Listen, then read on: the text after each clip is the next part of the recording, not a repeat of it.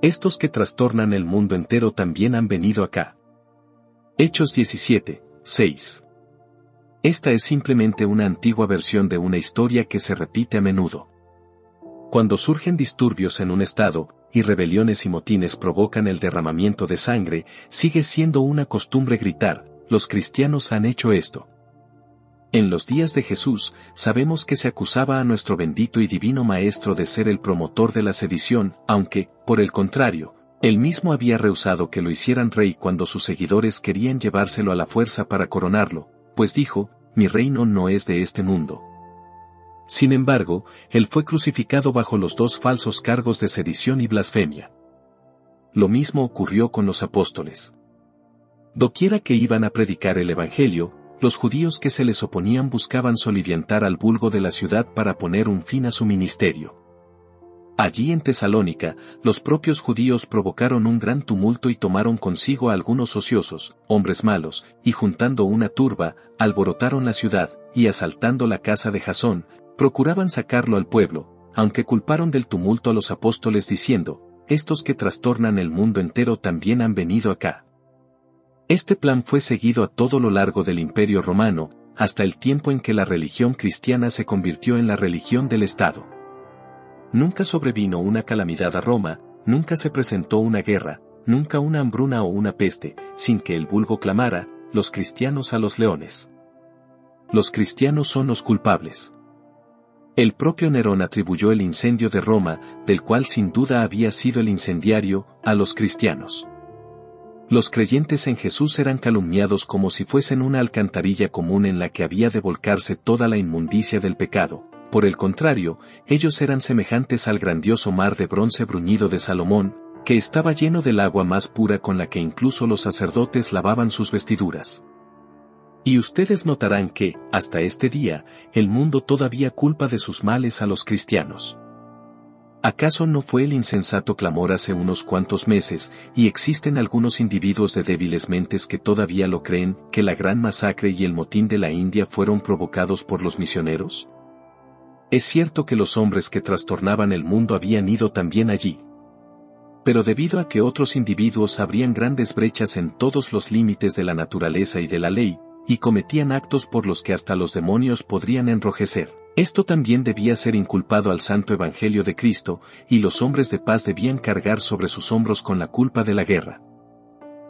Nosotros no tenemos que refutar esto, la calumnia es demasiado vana para que sea necesaria una refutación.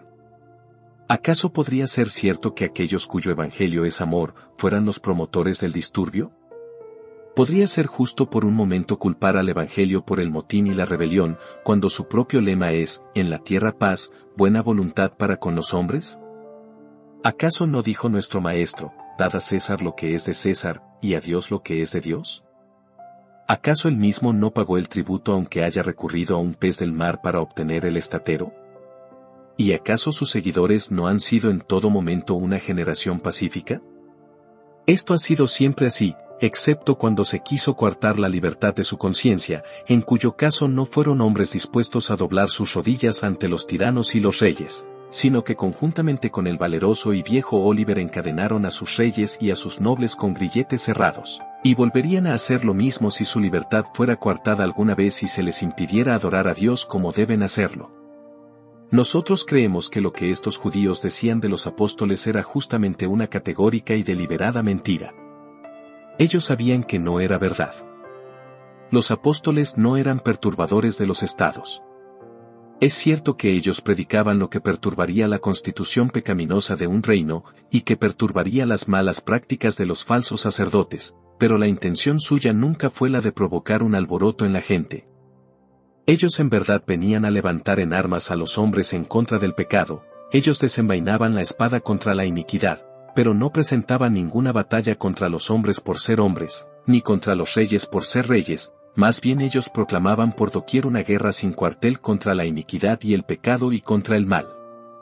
Sin embargo, hermanos, nosotros creemos que hay muchas palabras verdaderas cuya intención era la burla, y es cierto que hay muchas palabras verdaderas que fueron expresadas con malicia.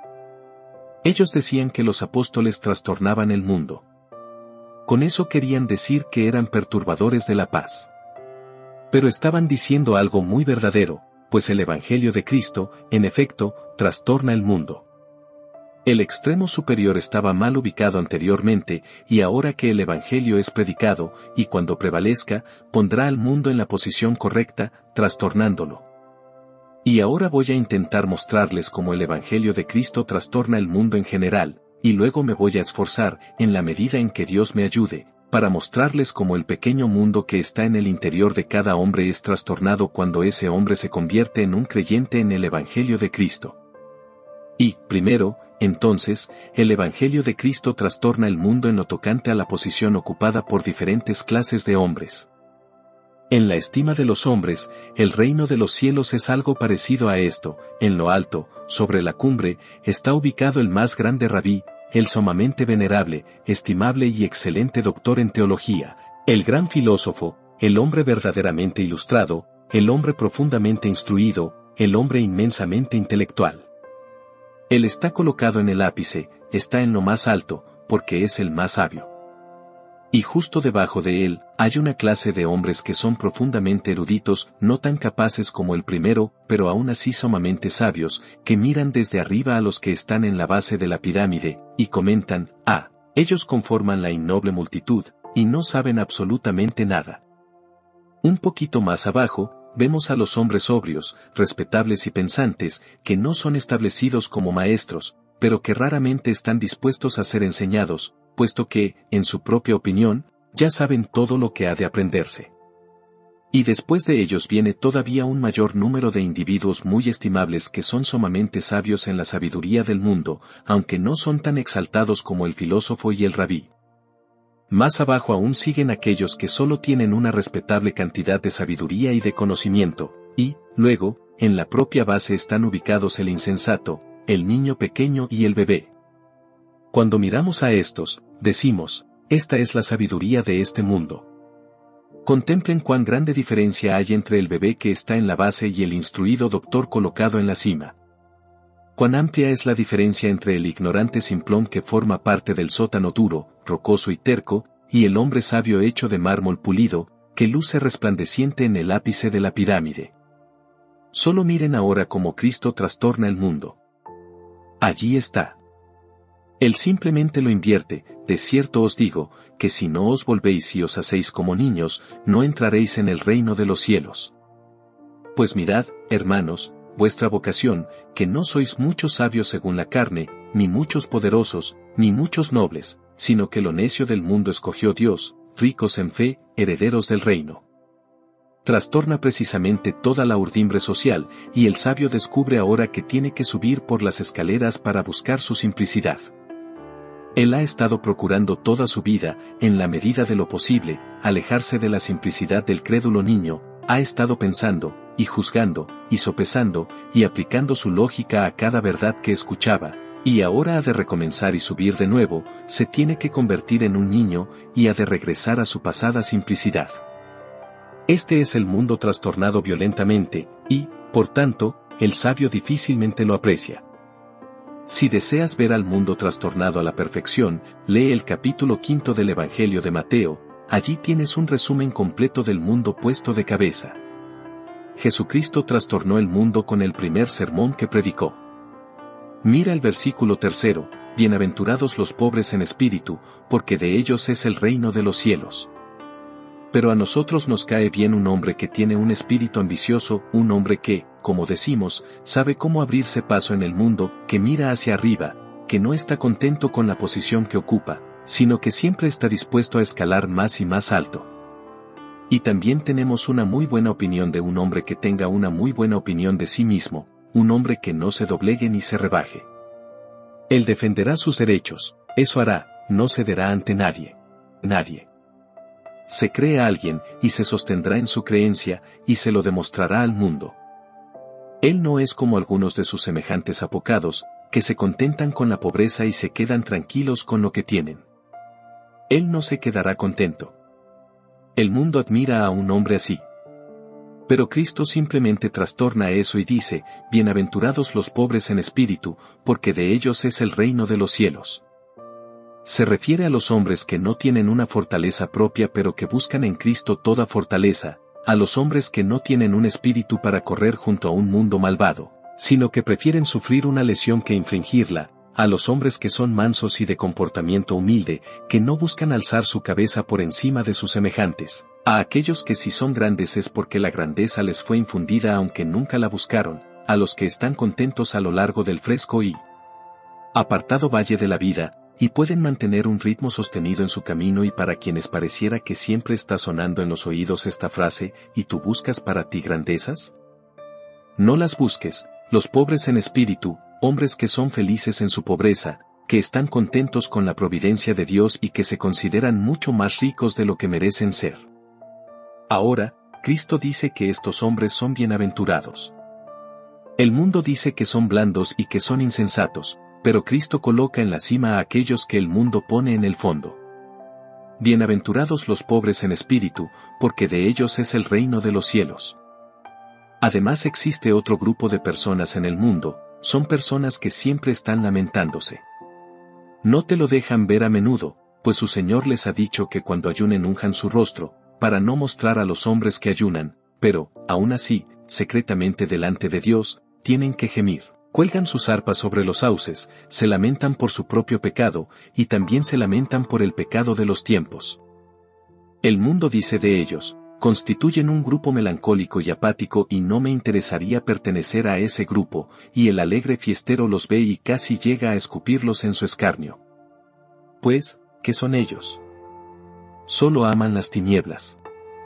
Son los sauces llorones del raudal, en cambio este otro hombre, como el altivo álamo, alza su cabeza y es sacudido de un lado a otro por el viento de su dicha, y se jacta de su grandeza y de su libertad.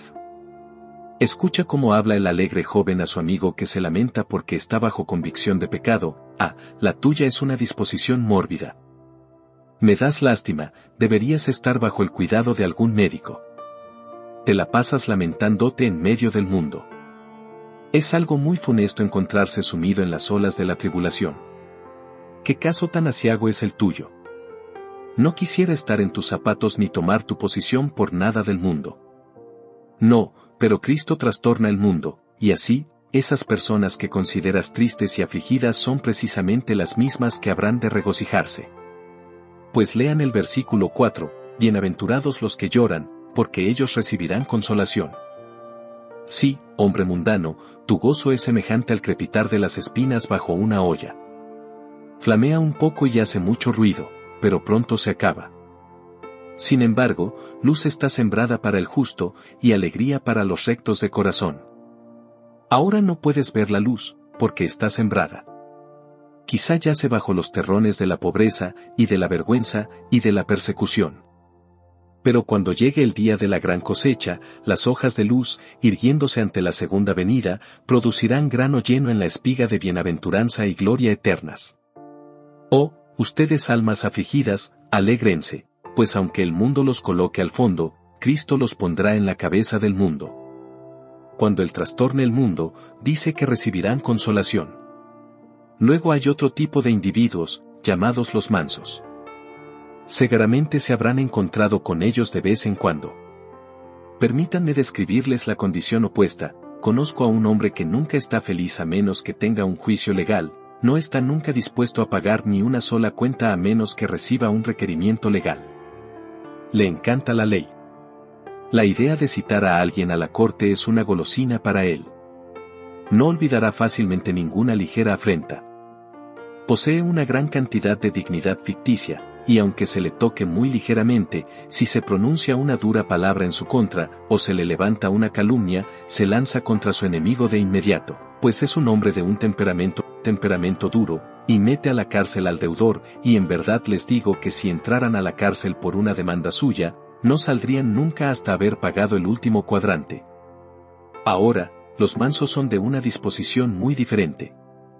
Podrías vituperarlos, pero ellos no responderán, podrías injuriarlos, pero ellos saben que su Señor ha dicho, pero yo os digo, no resistáis al que es malo.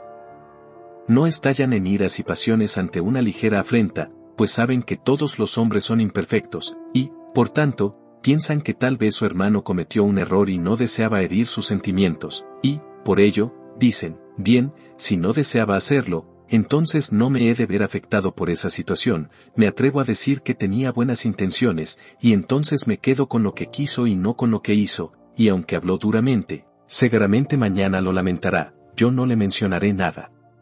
Voy a tolerar todo lo que me diga. Si lanzaran una calumnia en su contra, diría, bien, no me importa, se apagará sola, donde no hay leña, el fuego no prospera. Otro habla muy mal en su contra a sus oídos, pero él se queda callado, él está sordo y no abre su boca. No es como el hijo de Sarvia que le dijo a David, te ruego que me dejes pasar, y le quitaré la cabeza a este perro muerto, porque maldijo a mi señor el rey. Él responde, dejadle que maldiga, pues Jehová se lo ha dicho. Mía es la venganza, yo pagaré, dice el Señor. Se contenta con aguantar y se reprime, y tolera 1000 injurias en vez de infligir una, mansa y tranquilamente prosigue su camino aunque el mundo y la gente digan, ese hombre no podrá progresar, siempre será estafado. Vamos, estará siempre prestando dinero, y nunca le pagarán, estará dando su riqueza a los pobres, y no la volverá a ver. ¿Cuán estúpido es? Él permite que la gente quebrante sus derechos, no tiene fortaleza mental, desconoce cómo defenderse, pues es un tonto. Ay, pero Cristo trastorna esto y dice, bienaventurados los mansos, porque ellos recibirán la tierra por heredad. ¿No es eso irritante para ustedes que son avaros, para ustedes que son personas gallardas, para ustedes los abogados, ustedes que siempre están tratando de meter en problemas a sus vecinos y tocar a sus derechos? Ustedes lo hacen para heredar la tierra, pero vean cómo Cristo los fastidia y pisa su sabiduría. Él dice, los mansos recibirán la tierra por heredad. Después de todo, muy a menudo, la mejor manera de validar nuestros derechos es no ocuparnos de ellos. Yo estoy muy seguro de que la manera más eficaz de defender su carácter es no decir nunca una sola palabra acerca de él.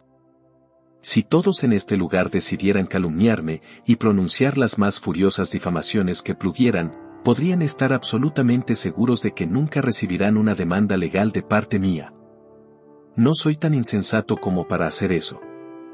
He observado siempre que cuando un hombre se defiende en un tribunal de justicia contra cualquier calumnia, simplemente le hace la tarea al enemigo con su propia mano. Nuestros enemigos no pueden hacernos daño, a menos que nosotros mismos nos hagamos el daño. Nunca fue lesionado el carácter de un hombre excepto por sí mismo. Pertenezcan a los mansos y heredarán la tierra. Toleren todas las cosas, esperen todas las cosas, crean en todas las cosas, y será lo mejor incluso en esta tierra, a la larga. Pueden ver a aquel caballero muy respetable que está por allá, que nunca ha dejado de asistir a su iglesia o a su capilla 2 veces cada domingo desde que se convirtió en un adulto. Lee también su Biblia, y ora en familia. Es verdad que hay algunas historias que andan volando por allí, en el sentido que es duro con sus trabajadores y exigente a veces con sus pagos, es equitativo para con todos los hombres, pero no va más allá de eso. Este hombre tiene una excelente relación consigo mismo, cuando se levanta por la mañana, se da la mano a sí mismo, y se felicita por ser tan excelente persona. Él generalmente vive en la calle principal, en su opinión, y en el primer número de la calle, también. Si le hablaras acerca de su situación con Dios, dice que si él no va al cielo, nadie irá, pues él paga con exactitud a todo el mundo, él es estrictamente recto, y no hay nadie que pueda encontrarle una falla a su carácter. ¿Acaso no es un buen hombre? ¿No lo envidias? Es un hombre que tiene una opinión tan excelente de sí que se considera perfecto, o, si no es lo suficientemente perfecto, es tan bueno que cree que con una pequeña ayuda, entrará al reino de los cielos. Bien, ahora, ¿pueden ver a una pobre mujer, parada al fondo de la iglesia, con lágrimas que ruedan de sus ojos? De un paso al frente, señora, permítanos escuchar su historia. Ella tiene miedo de pasar al frente, no se atreve a hablar en presencia de personas respetables, pero logramos entender esto en cuanto a ella, ha descubierto últimamente que está llena de pecado, y desea saber qué ha de hacer para ser salva. Pregúntenle. Ella responde que no tiene méritos propios. Su cantinela es, soy la primera de los pecadores. Oh, que la misericordia me salvara. Ella nunca se felicita por sus buenas obras, Pues afirma que no tiene ninguna obra buena, todas sus justicias son como trapos de inmundicia, ella pone su boca en el propio polvo cuando ora, y no quiere ni aun alzar sus ojos al cielo. Ustedes sienten piedad por esa pobre mujer. No quisieran encontrarse en su caso. El otro hombre que acabo de mencionar está en la parte superior de la escalera, ¿no es cierto? Pero esta pobre mujer se encuentra en el fondo. Ahora vean solamente cuál es el proceso del Evangelio, el mundo trastornado. Bienaventurados los que tienen hambre y sed de justicia, porque ellos serán saciados. Mientras que el hombre que está satisfecho de sí mismo tiene esto como su porción, todos los que dependen de las obras de la ley están bajo maldición, los publicanos y las rameras van delante de ustedes al reino de Dios, porque ustedes no buscan la justicia que es por fe, sino que la buscan como si fuera por las obras de la ley. Así que aquí ven ustedes que el mundo fue trastornado por el primer sermón que Cristo predicó. Ahora vayan a la siguiente bienaventuranza: bienaventurados los misericordiosos, porque ellos alcanzarán misericordia. De esto ya he hablado. Los misericordiosos no son muy respetados en este mundo, al menos si son imprudentemente misericordiosos. El hombre que perdona demasiado, o que es demasiado generoso, no es considerado un sabio. Pero Cristo declara que aquel que ha sido misericordioso para satisfacer las necesidades de los pobres, misericordioso para perdonar a sus enemigos y para pasar por alto sus ofensas, alcanzará misericordia. Aquí, nuevamente, el mundo es trastornado. Bienaventurados los de limpio corazón, porque ellos verán a Dios. El mundo dice, bienaventurado es el hombre que se entrega a una vida de alegría. Si le preguntaran al común de la humanidad quién es el hombre feliz, responderían, el hombre feliz es aquel que tiene abundancia de dinero, y lo gasta liberalmente, y es liberado de toda restricción, cuya vida es una fiesta danzante y que bebe de la copa de la intoxicación, que va disolutamente de parranda, que, como el potro salvaje de la pradera, no es frenado por el orden, ni restringido por la razón, sino que se lanza por las anchas llanuras del pecado, sin arneses, sin guía, sin límites. Este es el hombre al que el mundo llama feliz, el hombre altivo, el hombre fuerte, el nindad, el hombre que puede hacer todo lo que desea, y que menosprecia mantenerse en la angosta vía de la santidad. Ahora, la Escritura dice, no es así, bienaventurados los de limpio corazón, porque ellos verán a Dios. Bienaventurado es el hombre que evita el lugar donde los pecadores disfrutan reunirse, que teme hollar los malvados caminos, y odia el asiento del escarnecedor. Bienaventurado es el hombre que no puede tocar algo porque sería lascivo, ni alguna otra cosa porque estropearía su comunión con su Señor, el hombre que no puede frecuentar el lugar de diversión, porque allí no podría orar, y que no puede ir a otro lugar, porque no podría esperar contar con el beneplácito de su Señor para la hora gastada en ese sitio. Ese hombre, el de limpio corazón, es considerado un moralista puritano, un sabatario estricto, un hombre que no tiene un criterio propio. Pero Jesucristo endereza todo, pues dice, estos son los hombres bienaventurados, estos son los hombres felices. Bienaventurados los de limpio corazón, porque ellos verán a Dios. Y ahora consideren el versículo 9. ¿Qué trastorno del mundo es ese? Caminen a lo largo de Londres, y, ¿quiénes son los hombres que están colocados sobre nuestras columnas y pilares, y sobre las puertas de nuestros parques y otros lugares? Lean el versículo 9, y vean cómo trastorna el mundo. Allí, sobre la propia cima del mundo, muy en alto, puede verse la manga sin el brazo de un náusean, allí está, exaltado en lo alto sobre sus semejantes, y allá, en otro lugar, con un escuadrón a su espalda, está un duque, y en otro lugar, cabalgando sobre un caballo de guerra está un valiente militar. Estos son los héroes bienaventurados según el mundo. Vayan a la capital de cualquier imperio que elijan y verán que los bienaventurados que son puestos sobre pedestales y que tienen estatuas erigidas en su memoria y que son colocados en nuestra catedral de San Pablo y en nuestra abadía de Westminster no son exactamente los hombres mencionados en el versículo 9. Leámoslo.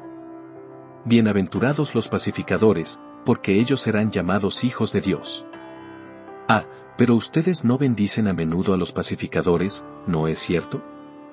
El hombre que está colocado entre dos contendientes y en consecuencia recibe el mismo el golpe, el hombre que cae en tierra y que suplica a otros que cesen de combatir, esos son los hombres bienaventurados. Cuán raramente son colocados en alto. Son generalmente hechos a un lado como personas que no pueden ser bienaventuradas, a pesar de que intentaron hacer a otros bienaventurados. Aquí tenemos el mundo trastornado. El guerrero con su vestidura manchada en sangre, es colocado en la innoble tierra, para que muera y descomponga, pero el pacificador es alzado, y la corona de bienaventuranza de Dios es colocada alrededor de su cabeza, y los hombres la verán un día, y admirados lamentarán su propia insensatez, puesto que ellos exaltaron la espada ensangrentada del guerrero, pero rasgaron el modesto manto del hombre que fue un pacificador en medio de la humanidad. Y para concluir el sermón de nuestro Salvador, noten además que encontramos en este mundo una raza de personas que siempre han sido odiadas, una clase de hombres que han sido cazados como cabras salvajes, perseguidos, afligidos y atormentados. Como dice un viejo teólogo, el cristiano ha sido considerado como si tuviese una cabeza de lobo, pues así como el lobo era cazado en todas partes por su cabeza, así ha sido cazado el cristiano hasta los últimos confines de la tierra. Y cuando leemos la historia estamos inclinados a decir, estas personas perseguidas ocupan el lugar más bajo de la bienaventuranza, estos que han sido aserrados, que han sido quemados, que han visto sus casas destruidas, y que han sido expulsados como exiliados sin hogar a todos los extremos de la tierra, estos hombres que han deambulado vestidos con pieles de oveja y pieles de cabra, estos son los últimos de la humanidad. Pero no es así. El Evangelio invierte todo esto, y dice, bienaventurados los que padecen persecución por causa de la justicia, porque de ellos es el reino de los cielos.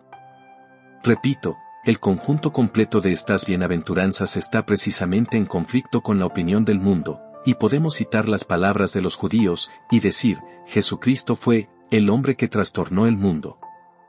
Y ahora me doy cuenta de que he de ser muy breve, pues me he tomado demasiado tiempo esforzándome por mostrarles cómo el Evangelio de Cristo trastornó el mundo, en cuanto a la posición de sus caracteres, que no me queda tiempo para nada más. Pero, si me tienen paciencia, mencionaré brevemente los otros puntos. He de señalar, a continuación, que la religión cristiana trastorna el mundo con sus máximas. Solo voy a citar unos cuantos textos que demuestran esto muy claramente. Oísteis que fue dicho, ojo por ojo, y diente por diente. Pero yo os digo, no resistáis al que es malo. Ha sido generalmente sostenido por cada uno de nosotros, que no hemos de permitir que nadie quebrante nuestros derechos, pero el Salvador dice, al que quiera ponerte a pleito y quitarte la túnica, déjale también la capa. A cualquiera que te hiera en la mejilla derecha, vuélvele también la otra. Si estos preceptos fuesen guardados, ¿no trastornarían el mundo? Oísteis que fue dicho, amarás a tu prójimo, y aborrecerás a tu enemigo, pero Jesucristo dijo, el amor ha de ser para todos los hombres. Él nos manda a amar a nuestros enemigos, y a orar por aquellos que nos usan malignamente. Él dice, si tu enemigo tuviere hambre, dale de comer, si tuviere sed, dale de beber, pues haciendo esto, ascuas de fuego amontonarás sobre su cabeza. Esto en verdad sería trastornar el mundo. Pues, ¿qué sería de nuestros barcos de guerra y de nuestros guerreros, si por las troneras donde ahora ponemos los cañones, enviáramos a alguna ciudad enemiga en llamas, por ejemplo, a la incendiada Sebastopol, si enviáramos a los habitantes que se quedaron sin casa porque fueron corridos de sus hogares, barriles de carne, y bultos de pan y ropa, para satisfacer sus necesidades? Eso habría representado la reversión de toda política humana, y sin embargo habría sido la aplicación de la ley de Cristo, después de todo. Así habrá de ser en los días venideros, en los que nuestros enemigos serán amados, y nuestros adversarios serán alimentados. Se nos dice también, en estos tiempos, que es bueno que un hombre acumule para sí abundante riqueza, y que se vuelva rico, pero Jesucristo trastornó el mundo. Pues él dijo que hubo un cierto hombre rico que se vestía de púrpura y que pasaba sus días suntuosamente, y que sus campos producían abundantes cosechas, y que se dijo, derribaré mis graneros, y los edificaré mayores. Pero el Señor le dice, necio. Esto es trastornar todo en el mundo. Ustedes lo habrían convertido en un regidor o en un alcalde, los padres habrían acariciado las cabezas de sus hijos, diciéndoles, todo lo logró a base de frugalidad y diligencia, mira cómo ha prosperado en el mundo. Cuando lograba una buena cosecha, no regalaba a los pobres, como hace ese hombre extravagante que se ha mantenido trabajando toda su vida, y nunca podrá jubilarse de su negocio. Aquel otro sí ahorró todo, trata de imitar al señor fulano de tal y prospera también. Pero Cristo dijo, necio, esta noche vienen a pedirte tu alma. Es un trastorno de todo. Y algunos de nosotros tenemos la propensión a ser sumamente cuidadosos cada día, y siempre estamos mirando al futuro, y siempre estamos agitándonos acerca de lo que ha de sobrevenir. Pero es un trastorno del mundo cuando Cristo dice, mirad las aves del cielo, que no siembran, ni siegan, ni recogen en graneros, y vuestro Padre Celestial las alimenta. ¿No valéis vosotros mucho más que ellas? Yo en verdad creo que las máximas de los negocios están en clara oposición con las máximas de Cristo. Pero se me responderá, negocio es negocio. Sí, yo sé que negocio es negocio, pero el negocio no tiene el derecho de ser como es. O, que pudiera ser alterado, hasta que todo hombre hiciera de su negocio una religión, e hiciera una religión de su negocio. No los he detenido por largo tiempo en este punto, y por tanto estoy en libertad de mencionar un tercer punto, como Cristo ha trastornado el mundo en cuanto a nuestras nociones religiosas. Vamos, la vasta mayoría de la humanidad cree que si un hombre quiere ser salvado, eso es todo lo que se requiere. En efecto, muchos de nuestros predicadores predican esta máxima mundana. Ellos les dicen a los hombres que han de conducirse a querer. Ahora, solo oigan cómo el Evangelio trastorna eso, no depende del que quiere, ni del que corre, sino de Dios que tiene misericordia. El mundo quiere tener también una religión universal, pero eso Cristo lo trastoca, yo ruego por ellos, no ruego por el mundo. Él nos ha predestinado de entre los hombres, elegidos según la presciencia de Dios Padre en santificación del Espíritu, para obedecer. Conoce el Señor a los que son suyos. ¿Cómo va eso en contra de la opinión de la religión que tiene el mundo? La religión del mundo es esta, obra, y vivirás. La religión de Cristo es, cree y vive. Nosotros opinamos que si un hombre es justo, sobrio, recto, entrará al reino de los cielos, pero Cristo dice, esto debías haber hecho, pero aún así, esto no podría limpiarte nunca. Porque todos los que dependen de las obras de la ley están bajo maldición. Por las obras de la ley nadie será justificado. Cree y vive es precisamente el trastorno de todo concepto humano. Apóyate en Cristo, confía en Él. Haz buenas obras después, pero, antes de nada, confía en aquel que murió en el madero. Este es el trastorno de toda opinión humana. Y por esa razón, los mortales siempre combatirán contra esto, en tanto que el corazón humano sea lo que es. O, que conociéramos el Evangelio. O, que sintiéramos el Evangelio. Pues eso sería el trastornamiento de toda justicia propia, y el derribamiento de toda mirada altiva, y de toda reacción orgullosa. 2. Y ahora, amados, concédanme un poco de tiempo, mientras trato de demostrar que lo que es válido para el mundo, es válido para el corazón.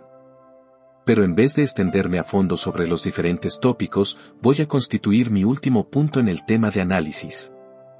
El hombre es un pequeño mundo, y lo que Dios hace en el mundo exterior, lo hace también en el interior. Y si quieren ser salvos, sus corazones han de ser trastornados. Apelo ahora a ustedes, y les pregunto si han sentido alguna vez esto, si conocen el significado de esto. En primer lugar, su juicio ha de ser trastornado. ¿No dirían muchos de ustedes que, lo que ahora creen que es la verdad de Dios, es sumamente opuesto a sus antiguos conceptos carnales? Vamos, si alguien les dijera que deberían ser creyentes de las doctrinas de la gracia libre y soberana, que son doctrinas que distinguen, se reirían de esa persona en su cara. ¿Cómo? ¿Me pregunta si creo yo en la doctrina de la elección? ¿Cómo?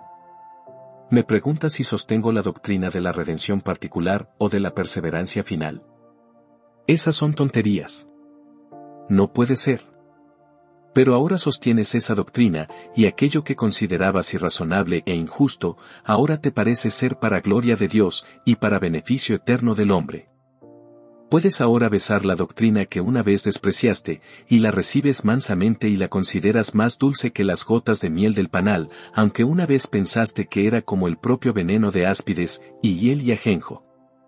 Sí, cuando la gracia entra en el corazón, hay un trastornamiento de todas nuestras opiniones, y la grandiosa verdad de Jesús se sienta a reinar en nuestra alma.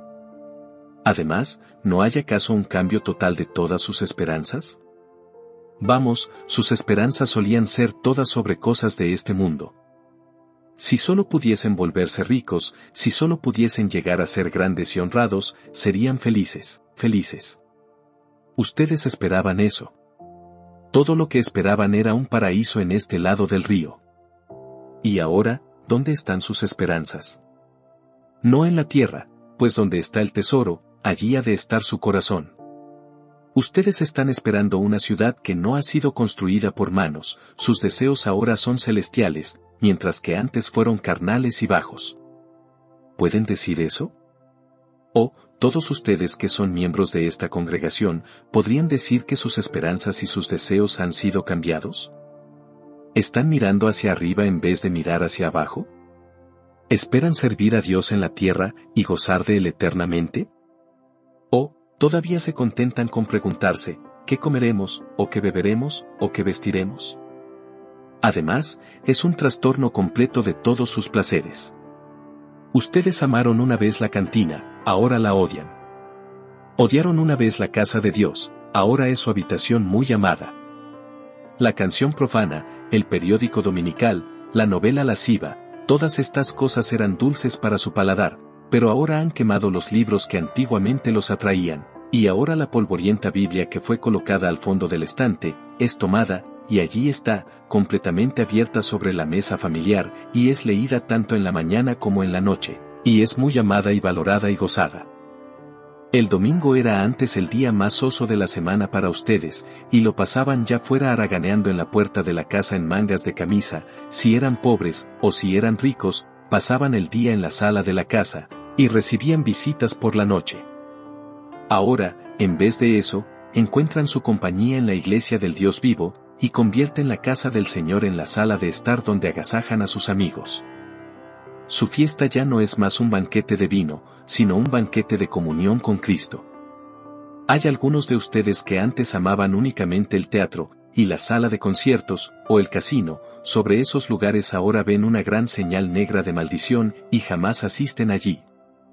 Ahora buscan la reunión de oración, el culto de la iglesia, la congregación de los justos, la habitación del Señor de los ejércitos. Es maravilloso comprobar el gran cambio que produce también el Evangelio en el hogar de un hombre. Vamos, trastorna su casa. Miren sobre el mantel que cubre la repisa.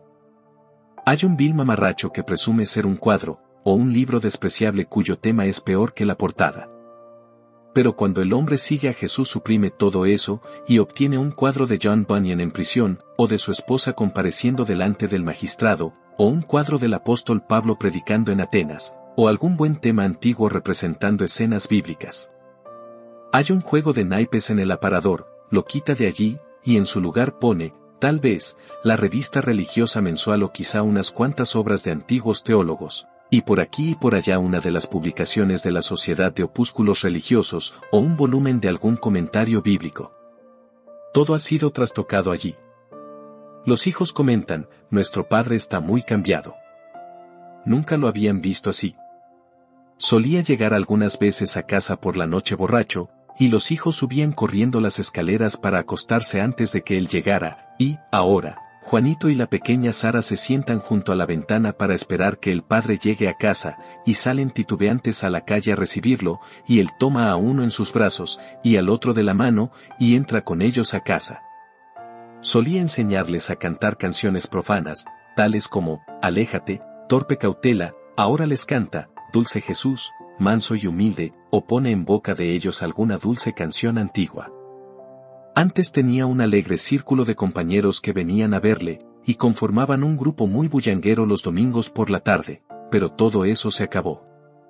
La madre le sonríe a su esposo, ahora es una mujer feliz, ella sabe que él no se deshonrará hundiéndose con las más viles compañías, ni será seducido a cometer los peores pecados.